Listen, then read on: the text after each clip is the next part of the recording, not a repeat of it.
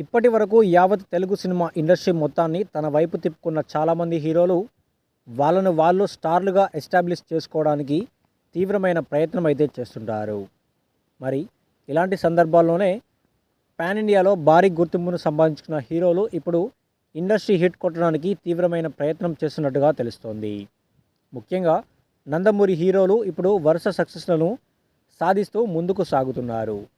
Telugu cinema ఇండస్ట్రీలో ఇప్పటి వరకు చాలామంది హీరోలు వాళ్ళకంటూ ఒక ప్రత్యేకమైన గుర్తింపును సంపాదించుకుంటూ ముందుకు దూసుకెళ్తున్న విషయం మనకందరికీ తెలిసిందే.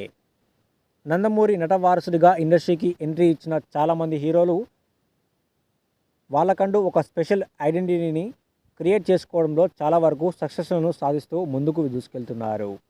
ముఖ్యంగా నందమూరి ఫ్యామిలీ మూడో తరాన్ని ముందుకు తీసుకెళ్లడంలో జూనియర్ ఎన్టీఆర్ తన వంతు పాత్ర అయితే పోషిస్తూ సాగుతున్నాడు. ఇక ఇలాంటి క్రమంలోనే ఆయన చేస్తున్న సినిమాల విషయంలో కూడా చాలా జాగ్రత్తలు తీసుకుంటూ తనకంటూ ఒక స్పెషల్ ఐడెంటిటీని క్రియేట్ చేసుకుంటున్నాడు. ఇక బాలయ్య బాబు సైతం గత 50 సంవత్సరాల నుంచి తెలుగు సినిమా ఇండస్ట్రీకి ఎనలేని గుర్తింపును సంపాదించుకోవడమే కాకుండా ఆయనకంటూ ఒక ప్రత్యేకమైన ఐడెంటిటీని ఆయన క్రియేట్ చేసుకున్నాడు.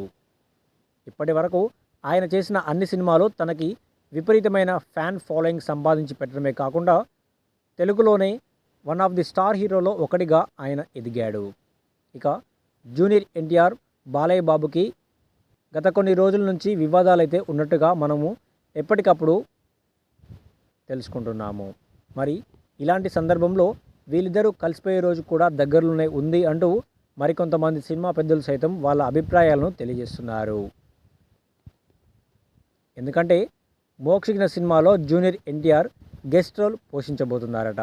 తద్వారా వీళ్ళ మధ్య ఉన్న గొడవలు సర్దుమణిగి అందరూ కలిసిపోయే రోజు కూడా దగ్గరలోనే ఉంది అంటూ కొంతమంది అభిప్రాయపడుతున్నారు.